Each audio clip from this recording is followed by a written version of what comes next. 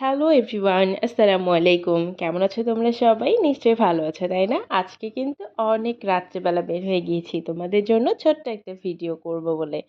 আর এখন প্রায় রাত হচ্ছে 12:30 বেজে গিয়েছে। আর আস্তে আস্তে আমি একটা আইসক্রিম খাচ্ছিলাম।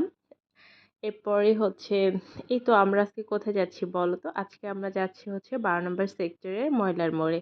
এটা আমাদের বাসা থেকে অনেক কাছে। যারা উত্তরা আশেপাশে থাকো তারা হয়তো চিনে থাকবে। এরপরে এই তো যাচ্ছি, এত রাত্রে বেলাও কিন্তু লোকের কোলাহল মোটামুটি ভালোই। এত রাত্রে বেলাও ঢাকা শহরে কত লোক হাঁটাহাঁটি করে, তাই না? গ্রাম অঞ্চলের হয়তো কিছু মানুষ অর্ধেক ঘুমিয়ে শেষ করে ফেলেছে। এরপর দেখো এত রাত্রে বেলাও কিন্তু হচ্ছে একদম মশাল জ্বালিয়ে মাছ বিক্রি করতেছে। আর মাছগুলো খুব ভালো ছিল, সামুদ্রিক মাছ ছিল।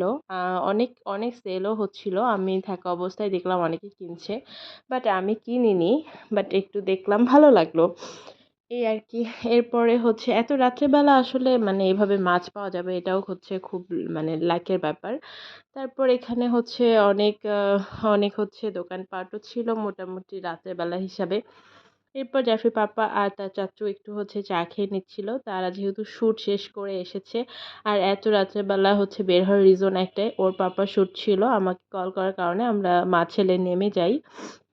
এরপর থাকতে থাকতেই আমরা প্ল্যান করে ফেলি যে আজকে ডিনারটা বাইরে করব। আর এখানে কিন্তু অনেকগুলো হচ্ছে রাস্তার পাশে খাবারের জন্য ফুড কোর্ট ছিল, আর এখানে কিন্তু অনেকেই খাচ্ছিল। আর সেক্টরের আশেপাশে সব রেস্টুরেন্ট কিন্তু 11টার মধ্যে ক্লোজ করে দেয়।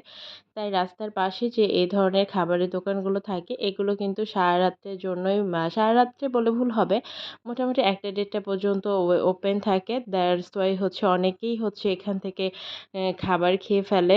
অনেক পথযাত্রী আছে যারা হচ্ছে কিনা রাত্রেবেলা দোকান বন্ধ পায়, রেস্টুরেন্ট বন্ধ পায়, তো এখানেই খেয়ে ফেলে। আর খাবারের মান কিন্তু মোটামুটি ভালোই। এর আগে জাফরি পাপা টেস্ট করেছে, বাট আমি ফার্স্ট টাইম।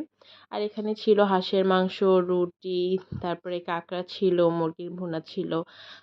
ভালোই লাগতেছিল, খারাপ না। আর এখানে খিচুড়ি ছিল।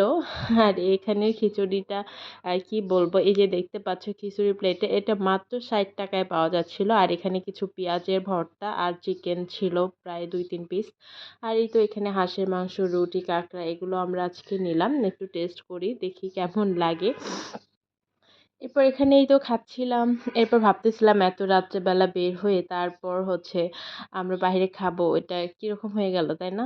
এরপর হুটহাট ডিসিশন নিলে এরকমই হয়। জাফরি পাপা একটু এই টাইপের লোক, আর কখন কোথায় কি খাবে ডিসিশন আগে থেকে নেয় না। আমার বাসায় এতগুলো রান্না করা, ওকে তাই বকবক করে বলতেছিলাম।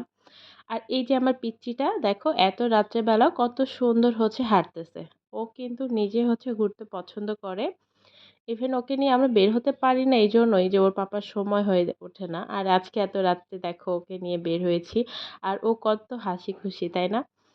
এরপর এই তো তোমাদের সাথে অনেক গল্প হলো, আর তোমাদের জন্য ছোট ছোট ব্লগ বানাচ্ছি। কেমন লাগতেছে কমেন্টে জানাই যাবা। Bye bye.